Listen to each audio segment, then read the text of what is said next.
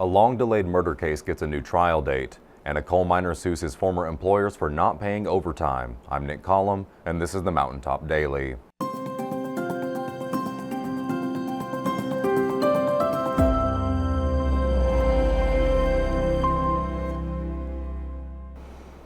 A new date has been set for a Floyd County man accused of murder. Now the case is scheduled to be presented to a jury 7 years after the crime occurred. Sheldon was in court for today's hearing. A Floyd County man charged with murder 6.5 years ago saw his trial date set in Floyd County Circuit Court Thursday. 46-year-old Wayland resident Wesley Glenn Martin will now go on trial March 9th.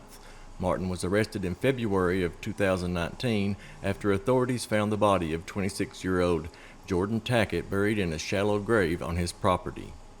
The trial was set to begin on September 8th, but his attorney, Ned Pillersdorf, asked for a later date because he had another murder trial scheduled for the same day in Perry County.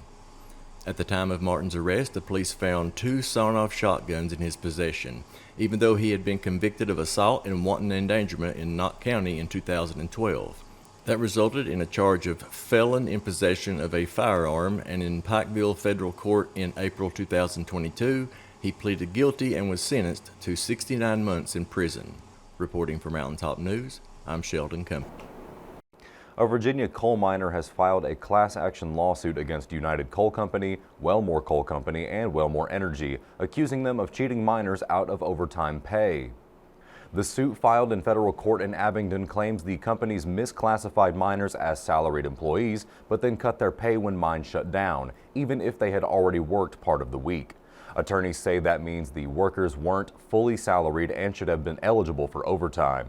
The lawsuit says miners routinely worked more than 40 hours a week without overtime pay, violating federal law as well as labor laws in Kentucky and Virginia. The complaint asks for back pay, damages, and attorney's fees on behalf of miners at multiple operations along the Kentucky-Virginia border. The companies named in the suit are subsidiaries of United Coal, which is owned by Ukraine-based Metinvest. So far, they have not filed a response. Coming up after the break. You've seen the video online. Now, see the story behind it. That's coming up when the Mountaintop Daily continues. But first, sports and weather. With Mountaintop Sports, I'm Dave Stanford. In girls soccer, the Prestonsburg Lady Blackcats closed out the regular season with a commanding 9-1 win over the Perry Central Lady Commodores this week. Senior standout Jade Fitzpatrick led the way, scoring 7 goals and adding an assist to finish the regular season with 53 goals. Jada Burleson and Paisley Sloan each added a goal and an assist, while Kendall Stevens contributed 3 assists. Freshman goalkeeper Savannah Briggs held strong in the net, turning away 4 shots and allowing just 1 goal. Individual stats for Perry Central players were not available at press time. The win caps Prestonsburg's regular season at 11-6-1 as the Lady Blackcats now turn their focus to postseason. Continuing our look at girls soccer, the Paintsville Lady Tigers added to their win column this week, sweeping the Martin County Lady Cardinals 3-0. Junior standout Kylie Kinner, who recently surpassed 2,000 career kills, led the way with 21 kills and 2 aces. Mallory May followed with a strong effort of her own, tallying 8 kills and 5 aces on the season. Kinner now sits at 555 kills, while May has 227. Stats for individual Martin County players were not available at press time. Also, Johnson Central blanked Letcher Central 8-0. Martin County topped Russell 3-2. Paintsville and Hazard played a 0-0 draw, and Pikeville defeated Knott Central 8-0. And looking now at 2 major milestones for the Lady Pikeville Panthers volleyball squad, junior setter Lindy Gearhart has officially recorded her 2,500th career assist, continuing to set the tone for Pikeville's offense. The Pikeville High School Sports Hall of Fame has added 5 new soccer inductees in this class of 2025. The 2012 boys soccer team, Cody Eastep, class of 2015, Paul Kimberlin, class of 1984, Randy Maynard, class of 2012, and Rachel Potter, class of 2014. The induction ceremony will take place at 5 p.m. at Pikeville High School on October 31st. For the latest high school and college sports news, check us out at mountain-topsports.com or on our Facebook page, X, and TikTok. For Mountaintop Sports, I'm Dave Stanford.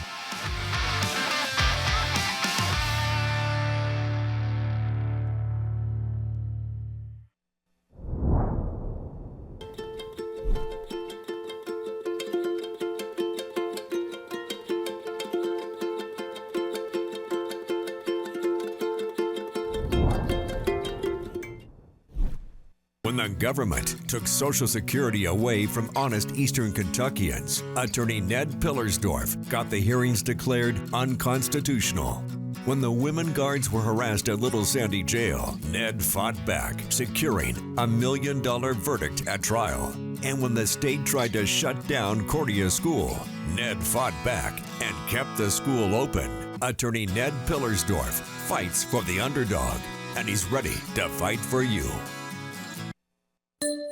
Hey, are you stuck with a carrier that doesn't get you? Yeah, we get it. So at Appalachian Wireless, switching is easy and way more rewarding. With our promotions, you can port your number, grab incredible savings, and enjoy a service that feels a little bit more like home. Plus, we've got the latest devices and a team that's here just for you. So why settle? Visit us online or stop by one of our many retail locations today to see why we're the region's best network.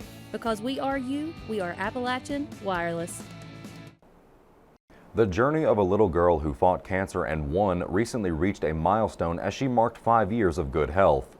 It was an achievement her school was so happy to celebrate with her in a video which has since gone viral on social media.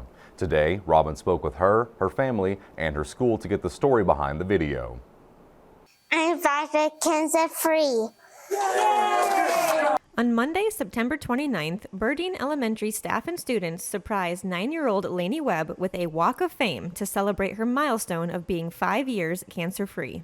I feel like at schools we celebrate everything, and her mom approached me about, can we do something for childhood cancer awareness? And I was like, oh yeah, we'll do something. So I talked to her teacher, Miss Tackett, and her sister-in-law sells shirts, so we were like, well, we're all going to get shirts and wear them, and we'll do like a little parade walkthrough for her. We also have another student who lost a sibling, childhood cancer, so we really wanted to make it a special day for both of them. So in their special classes, they colored ribbons and we hung them on the walls, and we gave the kids pom-poms and just let them walk through and did a little parade for them and cheered for Lainey. Lainey's mom was blown away by the effort the school put into the celebration.